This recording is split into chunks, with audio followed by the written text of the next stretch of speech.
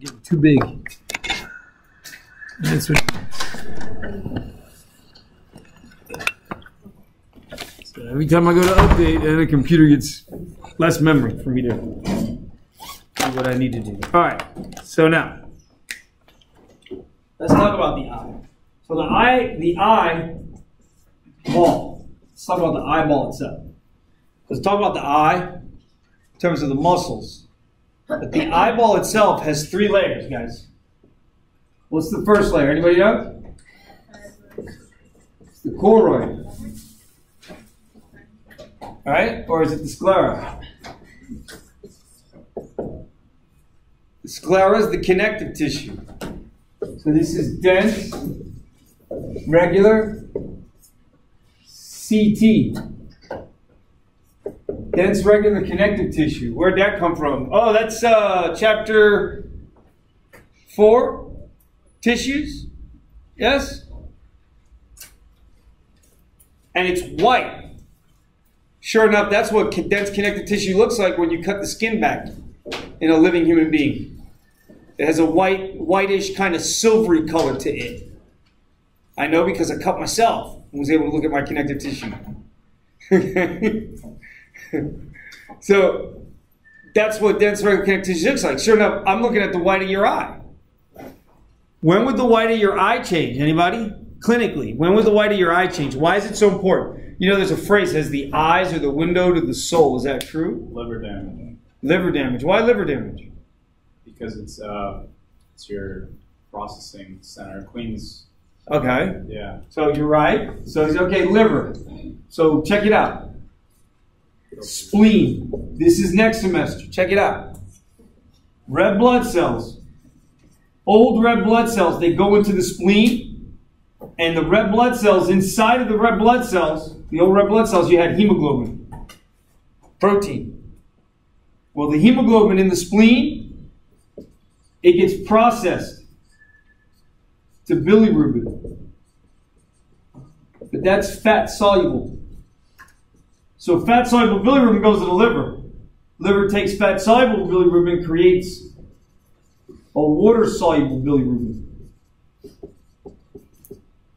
Everybody see that? The liver then secretes it. Where is it secreted? How does the liver secrete? Anybody know? Through the gallbladder. Gallbladder is hooked up with the pancreas to the small intestine. I told you it's 2086. Now, how is that linked to the neural system? Ready? In children, newborn children, there's a disease called Gilbert's syndrome. And what it involves is something's wrong with the liver, so you can't make enough water-soluble bilirubin. So what happens? The fat-soluble bilirubin begins to rise because their livers, newborn livers, can't do this. So the fat-soluble bilirubin begins to rise, and then sure enough, it's a yellow pigment that starts to deposit in the skin and in the white of the eye. Did everybody hear me? Now, in a developing baby, an increase in fat-soluble bilirubin in their bloodstream of a newborn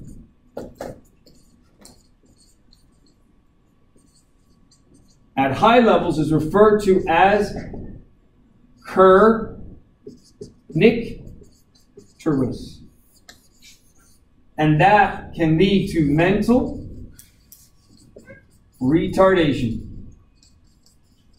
And I'm sorry for those of you who get offended by the word, but it is what it is. Okay? We're retarding overall development. And that's why we continue to use the word mental retardation instead of physically disabled or mentally disabled or learning disabled or any of the other words. Okay?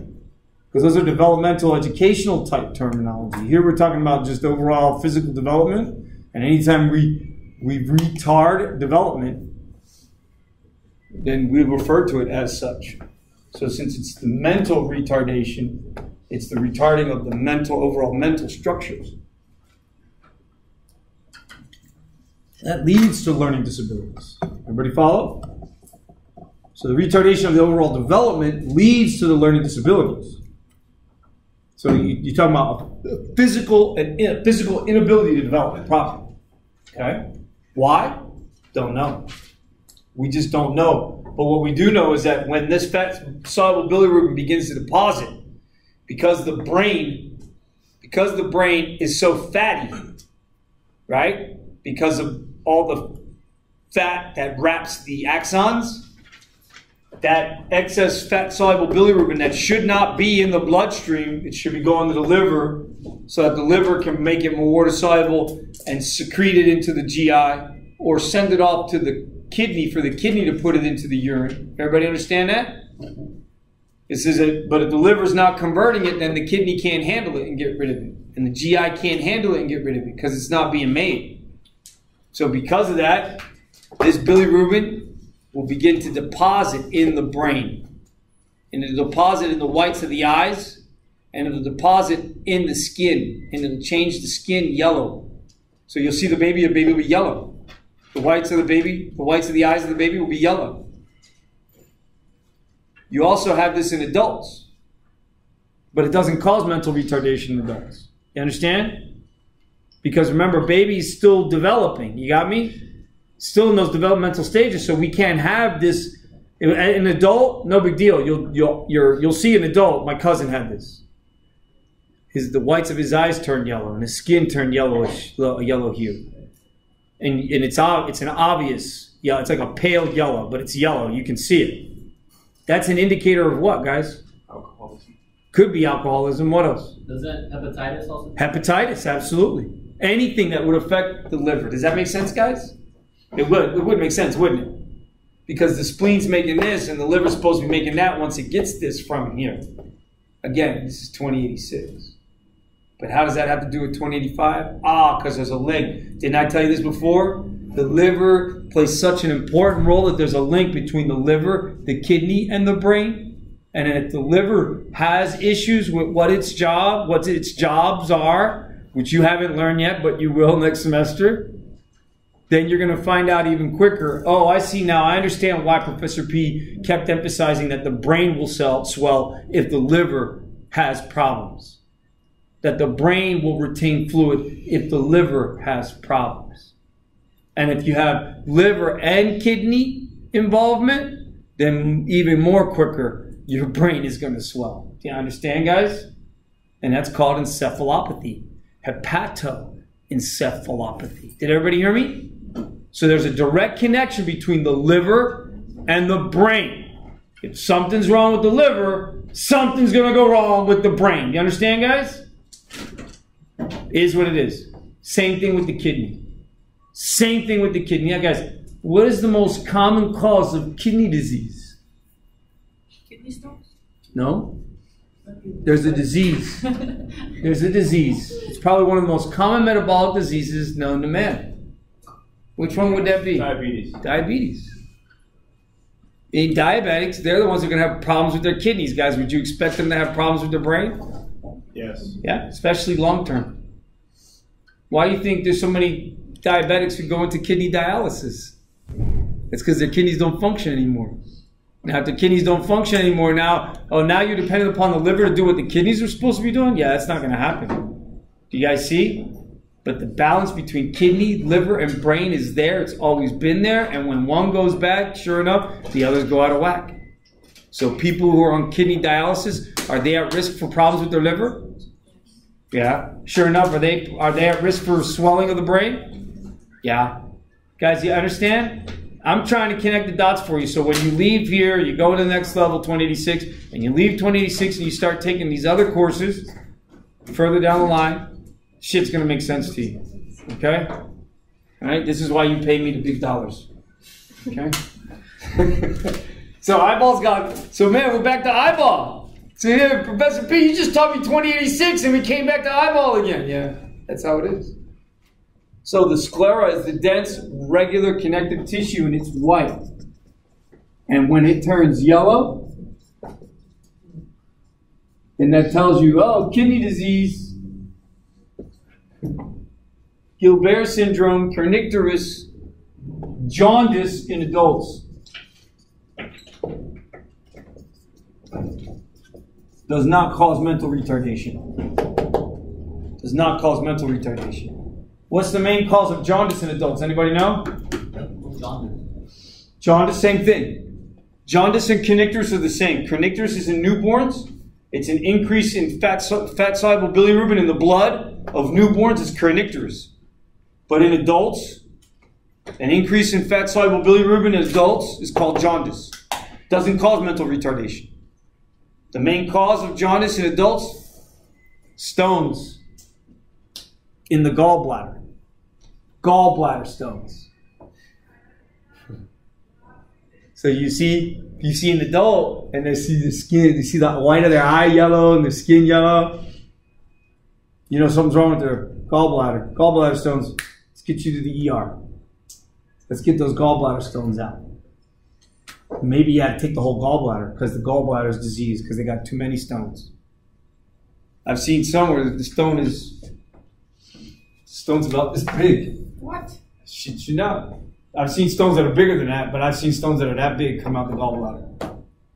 When that happens, the gallbladder will be removed because it's diseased. It's been stretched out beyond its norm. What? How do you function without the gallbladder? You got to do, there's other things you got to take, medicines and stuff to help you digest. Yeah. Not so much the gallbladder, but yeah, I mean, because you still have the pancreas, but you do need cholesterol. So there's medicine, there's issues with cholesterol as well. So this is 2086, guys. This is coming down the pipe. This is next semester. All right.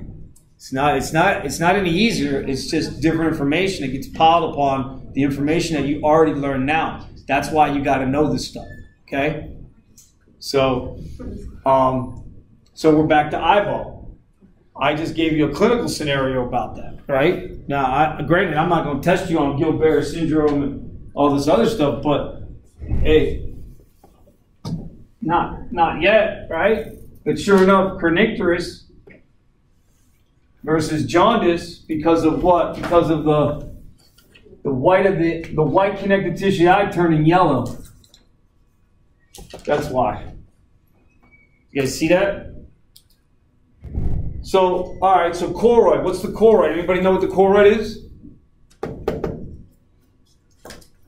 So there's 3 layers to the eyeball. The sclera is the outermost. The choroid is the next. That contains the blood vessels for the eye. It's the choroid that gives rise to the ciliary body and the ciliary muscle. So the ciliary body and the ciliary muscle, I'll draw it for you in a moment. So this contains blood vessels, ciliary muscle, and body, and suspensory ligaments. So the ciliary muscle and body are connected to the suspensory ligaments. And the suspensory ligaments, guys, they hold the lens in place. They hold the lens in place. Everybody got me? So then, okay, so fine, I hold my lens in place. Watch now. So here's the first layer.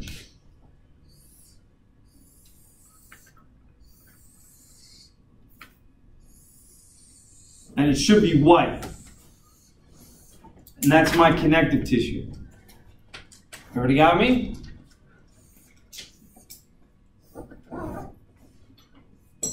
And sure enough, it's consistent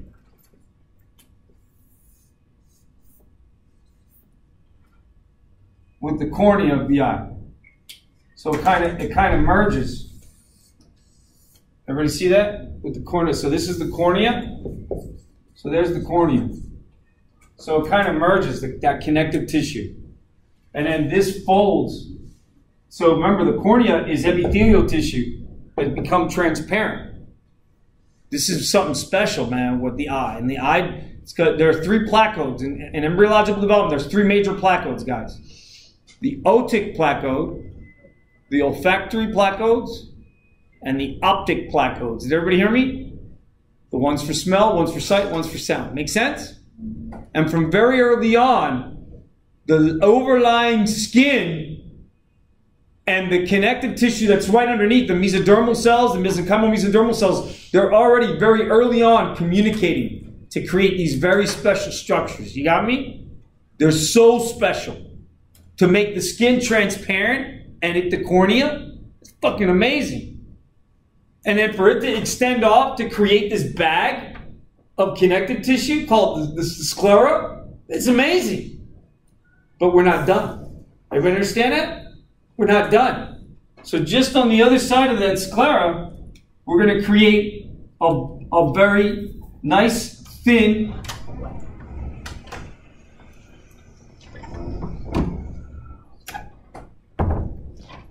blood tissue area.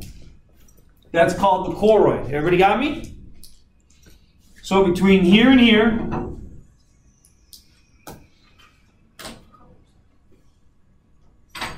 now check it out. So that's where blood comes in. Guys, let me ask you. If my sclera is too thin, what would be the color of my eye? Red or kind of bluish. A bluish hue. Is there a disease where I don't make enough connective tissue? Yes. Can anybody think of a disease? Anyone? Marfan syndrome or Ehlers-Danlos syndrome. These are connective tissue disorders. When you don't make good connective tissue or you don't make a good thick connective tissue, dense regular connective tissue of the sclera, you'll get a bluish hue to the eye. That's a direct correlation, guys, to some form of collagen disease. So again, the eye can be the window to the soul. Someone comes to you and it's yellow, they're an adult, it's jaundice. More than likely, gallstones, gallbladder stones. If it's a newborn and the eyes are yellow, more than likely, it's Gilbert syndrome. Something's wrong with their liver, they can't process it. Usually they'll grow out of it. Their liver will finally come online. Stick them under a UV lamp. You don't have to do shit other than that. That's it. Isn't it amazing? Get a little baby and you see the little eye. You see the eyes and they're bluish. Instead of white, they're bluish hue. Guys, that's a connective tissue disease. That's an indicator of connective tissue disease. Did you hear me? You see it in an adult, it's an issue with connective tissue disease. Bet you the same people who have that bluish hue to their eye, bend their fingers, do a test, bend their limbs, and you'll see that they can subluxate their limbs, that they're more flexible than most people. It's an issue with connective tissue disease. Did everybody hear me? Again, the eyes are the window to the soul. Very important to observe this. So I got my choroid, that's where my blood vessels are. I got to have this nice thick connective tissue. If it's too thin, I get the bluish hue to the white of the eye. Connective tissue disease disorders. Then what happens? We said, well, the choroid creates the ciliary muscle and body. Check it out. There's the body, there's the muscle. There's the body, there's the muscle. And we said, okay, well then there's these things called suspensory ligaments that come off of them. And what are they holding? They're holding the lens. Did everybody see that? Now separately, they're also extending out to create the iris. So the ciliary muscle and body, and also the iris, which creates the pupil. Did everybody see that? And didn't we already say that the ciliary muscle plus the ciliary muscle plus the two muscles in the iris of the eye are under the control of autonomics? Yes? So, the ciliary muscle is for accommodation, guys. Accommodation. That's that near-far response when you bring type letter, something typed closer to your eye or further away. You understand? The lens of the eye, watch, check it out now. This muscle is circular. So imagine it coming out of the board and then around. Everybody see that? When I contract I'm a circular muscle, guys. When I contract, am I going to get bigger or am I going to get smaller? Smaller. Everyone agree? Ciliary muscle, when it contracts, gets smaller in diameter, right? So when the ciliary muscle contracts, it's going to decrease tension across the suspensory ligaments. And what that does is it increases the fatness of the lens. So it makes the lens fat. So everybody watch. I make the muscle contract and it reduces its diameter. The muscle. That relaxes the suspensory ligament, causes the lens to become fatter. Did everybody see that? Now, if I can make it, if what happens? If I don't contract it, what happens? So if I take the neural signal away, so I contracted it, and the muscle, like a ring, closed. Yeah. But now I take the nerve impulse away. What's going to happen to the muscle? It's going to relax again. Everybody agree? When it relaxes again, it's going to do what? It's going to snap back to its normal shape. So instead of it being contracted down, it's going to relax to its normal position. When it does that, it pulls the suspensory ligaments tight. That makes the lens thin again. Did everybody see? So we can make our lens thicker or fatter based on this association of the ciliary muscle with the suspensory ligaments holding the lens in place. And because the suspensory ligaments are attached to the ciliary muscle, when it's told to contract, it's a circular muscle, so it's a sphincter muscle. Ciliary muscle is a sphincter muscle. Means it's arranged like smooth muscles, autonomic.